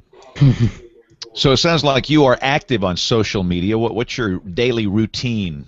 Daily routine. Well, social media, it depends on the day. I don't put a whole lot out there every day, but try to stay with the main headline of the day when I'm working shift, and try to keep weather nerd stuff going on the pages as well. But normally I come in about 1, 2 in the afternoon, do my analyses. I'm looking at models before I come into work, so I have a pretty good idea on what I'm going to put together for a show. and then do the normal routine that most TV meteorologists do, put together the graphics, do 7 radio hits, and update the newspaper, and a lot of things that may not be necessarily associated with our on-air product, but it's kind of a daily grind to get through that all, and then make sure you're talking about the story of the day. All right, so in 18 minutes, you're about to go on television, 10 o'clock Central Time. I love asking this question. So I want to know the weather. I got it on my phone this afternoon. Why should I stay up until 10 o'clock and watch you on TV? Because, the consultants come in and they say, well, everybody's got the same data. You have to differentiate yourself. And I say right out of the box, I might have the same weather information, but my forecast is going to outperform anything else that is out there. Just being a good applied meteorologist and a good forecaster, I know the information I'm going to provide is going to be better than anything that you're going to catch on the Weather Channel off of the app. It's more accurate, and we react more quickly to changing situation. That's what we're all about in meteorology, is being able to observe deviations from perhaps the forecast or what people are expecting. Cool. Rob, let me add. And again, go ahead, John. Let me add, Rob, that it's an opportunity to educate. That's what I always think about, right? Exactly. And take the time to explain something, some feature that will engender more interest in what you're doing and make people understand. When you're talking about a tropical shower, they're shorter lived. They have some gusty winds, but as quickly as they pop up, they pop down. And try to differentiate between a regular thunderstorm and a tropical thunder shower that we may see in the summertime. So how's the relationship between you and the Weather Service? Now are you covered by Slidell or Lake Charles? Or Lake Charles forecast for my entire DMA, so that makes it very easy. The warnings coming out consistently, and I have a great relationship with them. I know a few of them will be watching this program, so I'm going to really behave. Exactly. They're watching. I'm really good partners with them, and in fact, we have a local AMS NWA chapter meeting here next weekend. They made me the president this year. The last time I was president, the club folded sometime in the early 90s. Wow. Goodness. We're doing it again, and actually I got some interesting talks coming in. A couple of guys from LSU are going to be talking about storm surge modeling and the realities of coastal Louisiana, which get a little bit grimmer every time you look at a new study. The coastline here is so dynamic, and that's changing before our eyes, and it's changed just in the 25 years I've been here. I have never been to the coast of central Louisiana below you. What is it like? I mean, where we are, we have these sugar white beaches, and it's tourists, and these huge condos. I sense it's like marsh and kind of not as crowded and not a lot of stuff down there. No, well, the biggest population, of course, is mosquitoes. And most of what we see, all the Mississippi River, Pearl River effluent deposits along our coastline as the Gulf Current goes from east to west. So the sand can be described as a muddy sand at best. And there's not much in the way of any kind of beaches until you get over toward Cameron Parish, the extreme southwestern Louisiana, toward Holly Beach, where at least there is a definitive sandbars and some beachiness going on. But most everybody in this area, when they go to the beach, they head for Gulf Shores, Destin, Florida. It's Acadiana East in the summertime. Talk to us about the food. Well, food. Well, I have been to Lafayette one time.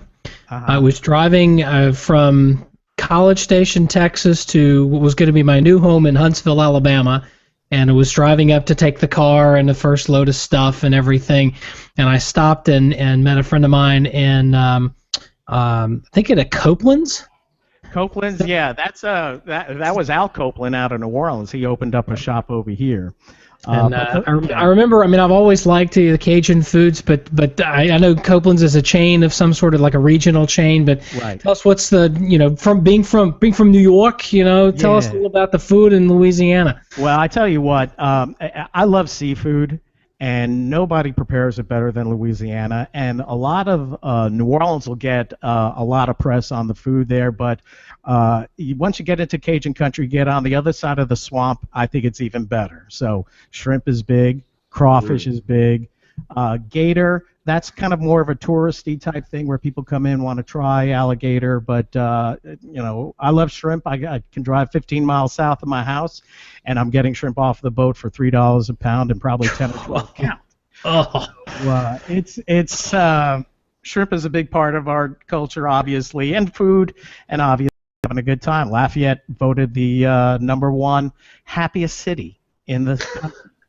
You know, good food, and we got Mardi Gras. We celebrate every festival. We have a rice festival coming up. We have the sugarcane festival coming up. So it's a festival every other weekend as well. All right, well, let's kind of morph into Weather Roundup. We'll talk about what's happening. And again, we're recording the show here on September 2nd. We are barely into meteorological fall, and we actually have, I guess, a tropical storm we can discuss. Dolly! Hello, Dolly! Oh, no, it's goodbye, Dolly. Hello, Dolly. Yeah, hello, goodbye. So, Rob, it's almost in, isn't it? Yeah, it is, and the bulk of the moisture is going to stay pretty much in Mexico. It looked like some of it was going to try to bleed up along the lower Texas coastline, but interestingly enough, if you've been watching the models, you know, they're dissipating that and building something in the Pacific, so maybe we're seeing that Madden-Julian oscillation working its way over to the Pacific. So no other major concerns, at least in the tropics. You got an upper low over the Bahamas. But that's about it. But the models do point, especially the GFS, keeping that Northwest Caribbean or the Bay of Campeche pretty busy over the next couple of weeks. Yeah. I sense if anything happens, it's going to be a homebrew backyard type thing for us this year. It just seems like that dry air covers so much of the Atlantic Basin. But really around the rest of the nation, we've had some pretty active severe weather, and I guess, Dr. John, you're up there with some of the most active weather in the country is tonight. It's rocking and rolling, huh? Yeah, we finally got into the summer-like heat and humidity, and all we needed was a couple of these short waves to move through the Great Lakes, increase the deep layer shear. We've got all the moisture you want right now. We've been triggering thunderstorms every afternoon and into the evening hours. All right, Kev, how hot is it? 90s out there in Dallas-Fort Worth? And I think you're muted. You're muted. I'm sorry. We're still stuck close to 100. Dew points are high, and we're stuck under this kind of ridge that's shifting back and forth on either side of us with no end in sight. Maybe, you know, weak cold front by the weekend, but that looks better, more like just scattered showers, thunder showers, which of course we need, and it would be welcome. And also, we are in the season. Our college football is underway, and we have that wonderful mix of summer storms and college football the first week of the season. We had one game was wiped out, Florida and Idaho. I guess they'll replay that at some point during the season, but they couldn't play that game. There was a lightning delay at Auburn, Alabama for the Auburn-Arkansas game, and it's that time of the year. But I tell you what, here, looking at the deal on the clock, we've got to a couple of us have to think about moving on here, but we've got some news, and that news is very important, and Nate has it all. So, Nate, lay it on us, man. What's happening in the world of weather? Well, we managed almost to make it through the first day of September without having an active tropical cyclone anywhere in the Atlantic or Pacific. Would have been the first time in a long time. And then Tropical Depression number 5 got named or numbered, and then we had Dolly not long after that. So we'll have to hold off until next year to have a September 1st free of tropical activity.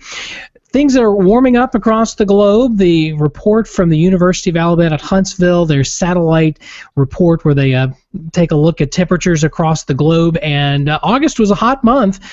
About 0.36 degrees Fahrenheit above the 30-year normal. That's a global temperature average over the month of August. And over the northern hemisphere, it was actually even warmer, 0.43 degrees above the 30-year average there. And July, they revised the numbers, and those numbers also above the 30-year normals. So something worth keeping an eye on there. Very interesting, talking about the tropics.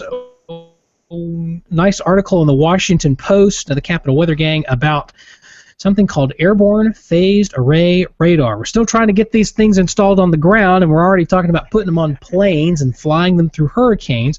NCAR says that this could be a quantum leap intensity forecasting. Be very cool. Now, for those of you that aren't familiar with phased array radar, essentially you take a plate and you install thousands of little radar transmitters and receivers. It works like that. You can electronically control the beam, and so you can scan more of the atmosphere more quickly with more variables.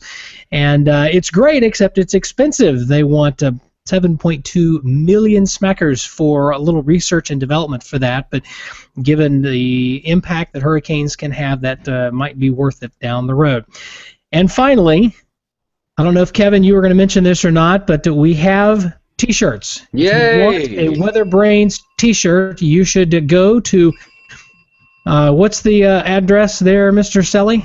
It's Teespring, and that's 2 E's, T-E-E, spring.com/WeatherBrains. We needed to get at least 10 in order to get the presses running on that thing, and we did. We're up to 32. Wow. Yeah, there's a T-shirt and there's a hoodie available. The T-shirt is $20. The hoodie is $30.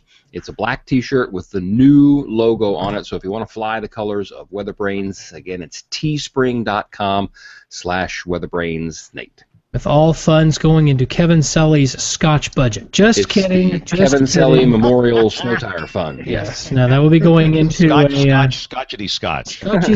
Scotch down in my belly. Yes, we'll pick a weather disaster related charity, and whatever's left after we print them, the extra funds will go into that. So you can rest assured that we won't be getting rich on your T-shirt.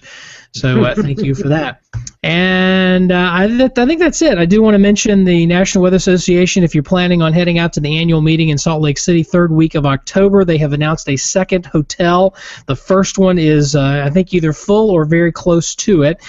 So if you want to do that, you can go ahead and registration is open now. Go to nwas.org and find the link for the annual meeting. That's going to be a blast. The preliminary agenda is out. It is excellent, and they have tried to minimize my presence by double scheduling two of the things that I was going to be, just so that I'm talking less, which is great. And I also want to give you a heads up that if you're looking down the road, another West Coast conference, the AMS, American Meteorological Society, their annual meeting will be in Phoenix the first full week of January, very early this year. I do want to mention that, and even if you're not wanting, if you're in the Phoenix area or in that part of the country and not thinking about going to the whole conference, because it's a big deal, 5,000 meteorologists and other weather weenies there, but they do have WeatherFest. That's a Sunday afternoon thing. If you haven't been to that, very, very cool event, and you can go. They'll have a bunch of booths and tables set up. The Weather Channel's there, and local stations are there, and a bunch of other weather-related folks. So if you have any sort of interest in weather and are out in the Phoenix area, make plans for that first Sunday in January of 2015. And then looking farther down the road, conference that is near and dear to my heart, the AMS Broadcast Meteorology Conference, and the Conference on Weather Warnings and Communication has been scheduled for the 9th through the 12th of June of 2015 here in downtown Raleigh. I and Rob Eicher are the co-chairs for that combined meeting, and we're already starting to put together just a rockin' agenda of events to go on along with the conference. Call for papers coming out for those shortly. So just go ahead and do a save the date there, because you're not going to want to miss that one. It's going to rock. Take it to the bank, and that's it. All right. A couple of us have to bail out here, so Kevin, I'll let you do picks of the week. Mine is an SPF, a selfish personal pick. It is the James Spann Instagram feed. And Rob, you do yours, and me and Rob have to go. In fact, I got to go now. So Rob, go. What's your pick of the week? Well, I got projects.publica.org, Louisiana. You can see the interactive coastline. James, it was a real pleasure. Nate, it was a real pleasure. I have to go as well. Check out that webpage. It's a lot of research is being done. Some nice visualization showing you how quickly the coastline has disappeared over the last 80 years and what the projections are going to be 80 years from now. Wow. Well, Rob, thanks a lot for joining us. Appreciate it. Have a good show. Hey, thank you, and it was great being on the show, and hopefully you'll invite me back. Absolutely. Yeah. Anytime. All right. Thanks, Rob. Hey, John, do you have a pick of the week? Oh, absolutely. Does today ring a bell for anybody? Your pick is today? Well, it's today, but go back 79 years. Oh, 79 years. September 2nd. Labor Day hurricane of 1935. Wow. Right. So I think My only pick- Peters was around at that time, right? No. Boom. So my pick of the week goes back to an HRD link, which takes you to a summary from the Monthly Weather Review article, which talks about the Great Labor Day Hurricane of 1935. And just to give you a stat that'll blow your mind, when this made landfall on the Keys, the pressure was 26.35 inches. That's low. The lowest ever for a landfalling hurricane in the U.S. Unbelievable. And 9 years ago? Man, that is amazing. 1935.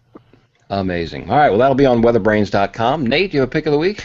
I do. So there's been some discussion amongst some folks, a couple of abstracts submitted to a couple of non-weather conferences, and pitching things like, oh, we need to build a series of walls across the plains that would make the Great Wall of China look like, something my kid would build with Legos, but that would stop tornadoes, and that's engendered a bit of a sort of tongue-in-cheek response from a number of meteorologists. Thankfully, Yvette Richardson and Paul Markowski from Penn State have stepped it up and posted an article in Physics Today, the American Institute of Physics, what we know and don't know about tornado formation. It is a sort of step-by-step review of basically how thunderstorms form, what we know about tornadoes, what we've learned through the Vortex and Vortex 2 projects, because clearly there are folks out there that think are farther along than we are, and other folks that think we're not as far along as we are, and so it's a great sort of review about where we are, and hopefully we'll not be hearing more about big walls across the plains of the United States. Is it just me, or do I feel like I'm hearing and seeing a lot more weather modification talk go by lately? Is it just me that those? It's interesting that we actually aired a story this weekend. I was filling in for our weekend newscast, and we aired a story about a cloud seeding project in Wichita Falls that claimed to be successful. They were claiming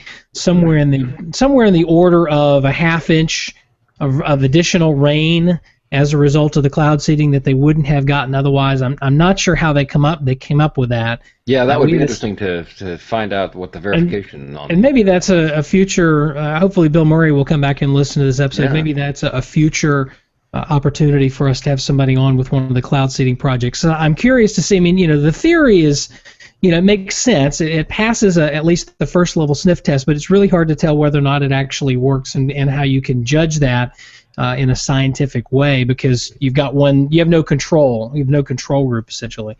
Right. But anyway, it would be interesting to see how that works. And that's legitimate, weather modification. And then you get into the whole, HAARP geoengineering, chemtrail stuff, which is just nonsense.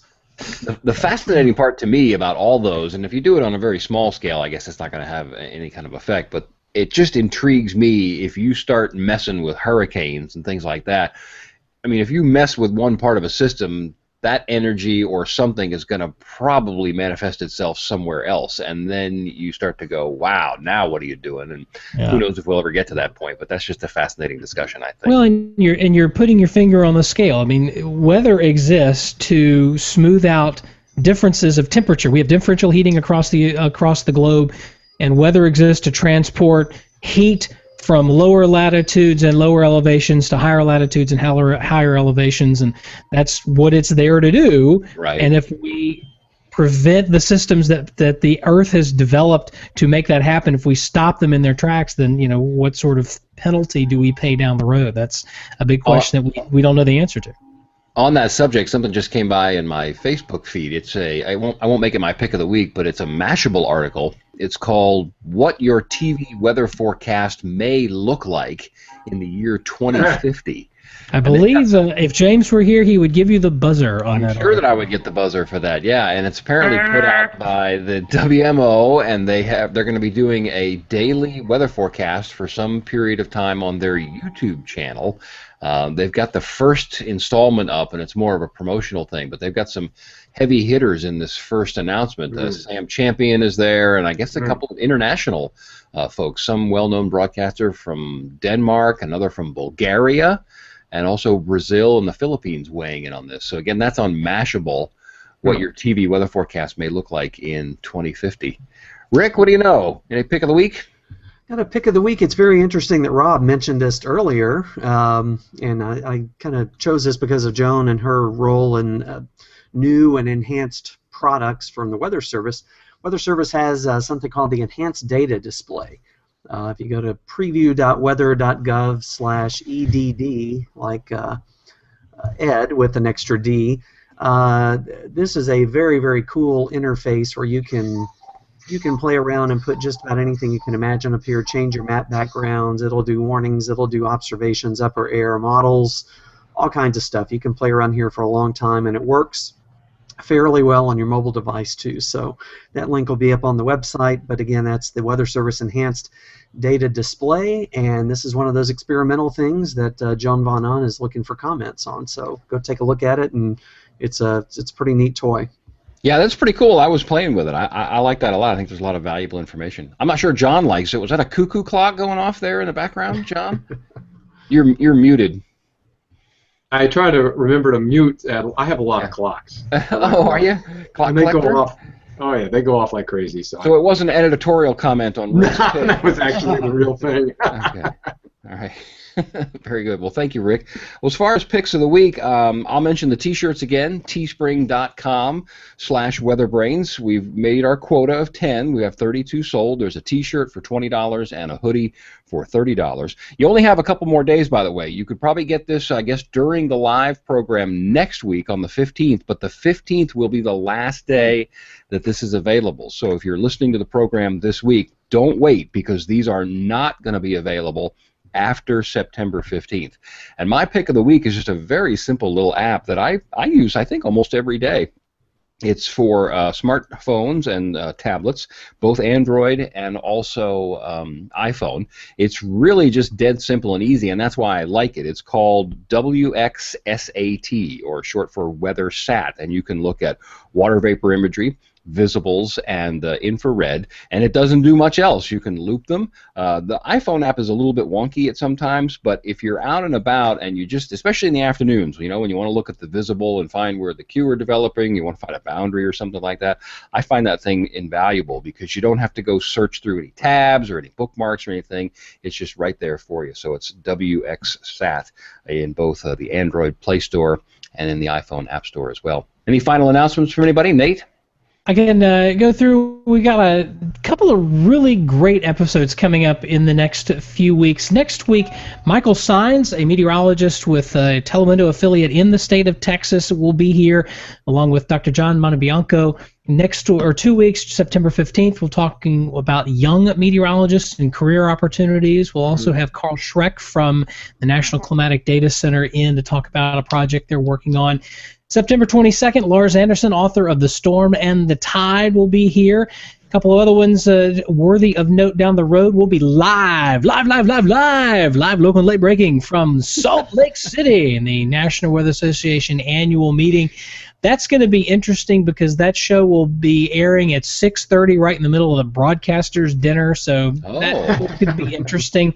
Maybe you should take some shirts and set up a table, Nate. You could sell some T-shirts too. Yeah, maybe. We'll see. You ship them out there and back. We'll deal with it. Right. The 27th, when we get back from NWA, Jen Henderson, a former friend of current friend of the show, former guest, will be here to turn the tables on the regular panelists and pepper us with all sorts of questions. It's our version of Reddit's Ask Me Anything, and I'm sure we'll take questions there. And then November 3rd, perhaps the first episode of WeatherBrains completely orchestrated on the internet via Twitter. Lee Hutchinson from Ars Technica and Eric Berger from the Houston Chronicle will be on to talk about hurricanes and hurricane evacuations and things like that. I nosed my way into a conversation between Lee and Eric talking about, I think, the Rita evacuation, and that morphed into, hey, why don't you guys come on WeatherBrains and let's talk about this? And so we set it up completely on Twitter, and it was awesome. So you'll not want to miss that. Lee was a guest talking about an article he'd written about the space program, I guess about 3 or 4 or maybe 5 months ago, something like that. One of the really good episode. And then Eric Berger is a science writer for the Houston Chronicle. So looking forward to having both of them on the program. If you have guest suggestions, if there's somebody that you want to have, Michael Sines, by the way, on next week, guest suggestions sent to us via email. Send us an email at weatherbrains.com, and we'll put our guest booking officer, Bill Murray, back to work. Even though he's at the beach, he's always working for you to gather the greatest weather talent from across the frigid plain and across the pond here on WeatherBrains. Very good. Hey, Nate, I want to be sure that next week's guest, Michael, is in Oklahoma City. Oh, okay. He's got an interesting story to tell. He was hired by the local Telemundo affiliate following last year's tornadoes and all the impacts on Spanish-speaking populations. I think he'll be a very, very interesting guest. Forgive me for misreading that. I for some reason I saw the call letters and was thinking Wichita Falls, not Oklahoma City. Texas, Oklahoma, what's the difference? No, wait a minute. I lived in Texas long enough to know there's a big difference. Really interesting thing about him, by the way, according to the guest suggestion, the email that Eric Church sent us, WeatherBrain, he's a Facebook page. Yes, he speaks English. He's also legally blind. Yeah. I'm really looking forward to that. And by the way, while we're on that subject, I want to give a shout out to Tom Baylor, who is a sociology professor at Ferris State University in Michigan. I met him at a WeatherBrains workshop a couple of years ago.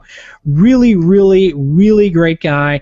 Also visually challenged, and we had an email. Somebody wrote us an email saying they were blind and were fascinated with the weather. And I reached out to Tom. They were wanting some resources, and Tom graciously gave of his time. So I wanted to give a shout out to Tom for that, and really looking forward to next week's episode.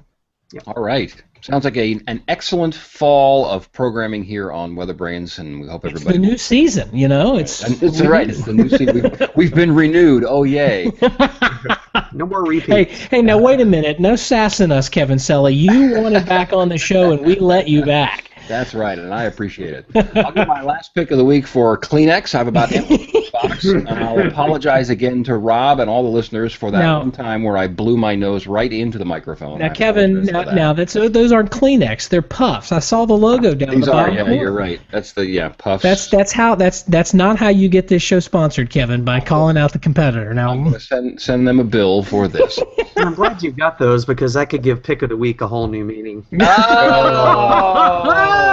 There's the title. There's your show title. With that, we're done. Kevin, send us home.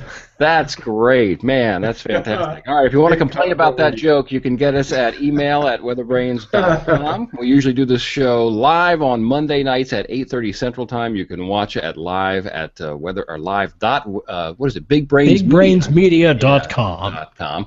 Thanks to all the panel for joining us. Thanks to Rob and to Joan as well, and we'll look for you next week. I am not James Spann. Have a great week, and God bless.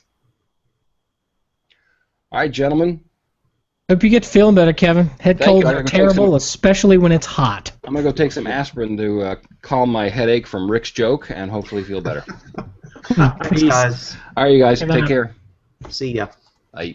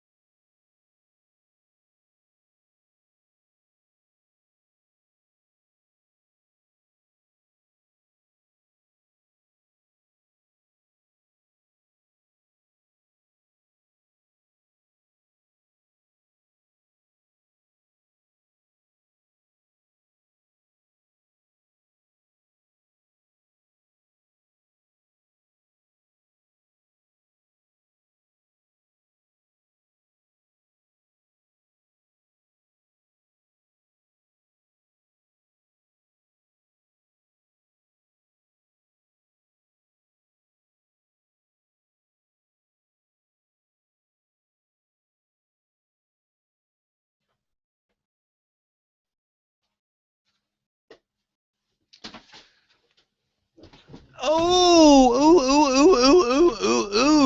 Hey, this is the good part. You know this is the good part. This is the good part. Everybody's gone and it's just us. Ooh. Boy, this is great. Haven't done one of these in a while. So, no, I know that Aubrey's audio was no good tonight, and we probably should have just held that email segment. We're going to try and do a better job of if anybody has a problem with their audio. And and again, most people listen to this. I know you're watching this because this part's only on YouTube, but most people just listen. And when the audio's bad, it's just hard to hear, and it's just. So I think we're going to try and do a better job of quality control. I'm going to put Kevin on. Kevin is going to be the quality control officer of this show because I'm kind of an audio freak. I grew up in a radio station, and audio processing and all that, that's a big deal to me. So, but it was great having Joan on tonight. I do remember those days. It was such a surreal time in my life. It was 1984, okay? I was in my 20s, and I was just transferred from this market where I work for the NBC channel to a co-owned station in Dallas-Fort Worth, which is market size, number 7 or something. So I was like in my 20s. I was the main weather guy at the CBS channel. They were firing everybody, changing news directors, changing all these people. I was scared to death. And then we had a new infant, and our son was born the weekend in which I was transferred.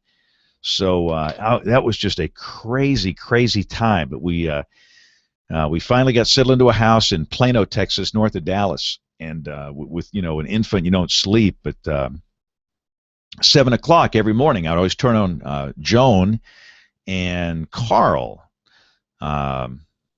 Weiss and watched AM weather. And it was just my sanity break. But it was great having her on the show, and it's great that she's still active in the weather community. It was some interesting stuff.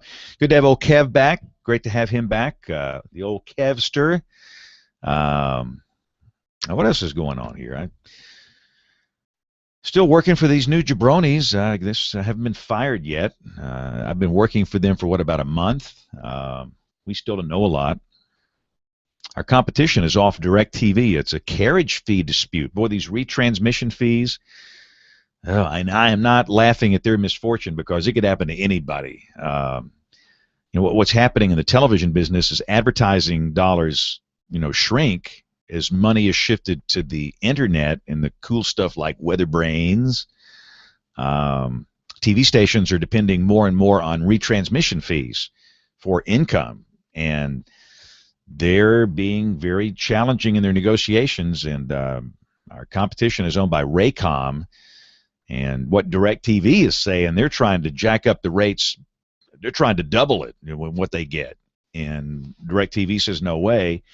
And so all the Raycom stations just went off when the agreement ended that they have, and they're off the air, and that's a big deal. And again, I don't have any dog in that fight, but I'm afraid that's going to be an increasing problem in television. In fact, I worry about television because if they think that retransmission fees is going to be the cash cow of the future, it's not. Advertising is shrinking, and it's just times are going to have to change. The whole business model has to change, and I don't think retransmission fees is a big part of it. But no, it's kind of a time of the year. We got a summer, kind of everybody's back in school, trying to get back into a regular pattern again here. So, but we'll be back on the regular schedule next week on Monday night. Got some great guests coming up. I saw some of the guest list Bill Murray put together. But anyway, I got to go. Thanks for sticking around for this nonsense, boring personal stories. This is the post-show. And again, for those that have never watched this, every week we always have new people that don't get it. You have to watch this show about 3 or 4 times to get it. But I, in addition to doing this internet program, do local television weather on a late newscast, and it hits at 11 o'clock Eastern, 10 o'clock Central. So when the clock gets up to about 9:56, 9:57 Central, I've got to go in the room across the hall and do that. So I stay in there for 35 minutes, and then Kevin finishes out the show, and I come back and everybody's gone, but the stream is still on. Now, this will not be in the audio podcast. This is just on the YouTube recorded version. So, it's amazing to me. I can see people are still watching this. How many people are still watching, waiting for me to say something thoroughly obnoxious or controversial? What can I say that's obnoxious or controversial tonight? I really don't have anything to say that's obnoxious or controversial. I'm not cranky. There's some weird stuff going on, but there's always weird stuff going on. I'll try and work up a good rant for next week. And we're going to get Aubrey a mic. If you saw the pre-show, Kevin, showed that little snowflake mic, which is a good portable mic to have. Our friend in Louisiana, Rob, he had a blue microphone. What do you call those things? The big one. Those are very nice. This is a USB mic.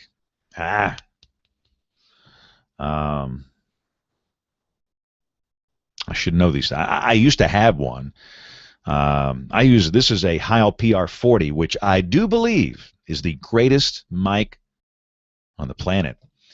But anyway, we're going to get her a mic so when she's home, it will sound better, and we apologize for that. Typically, she's at work and using the station equipment and all that. But I think other than that, the show went off pretty well tonight. So I had a good time. I got to go. Thank you all for watching. Have a great week. God bless, and good day.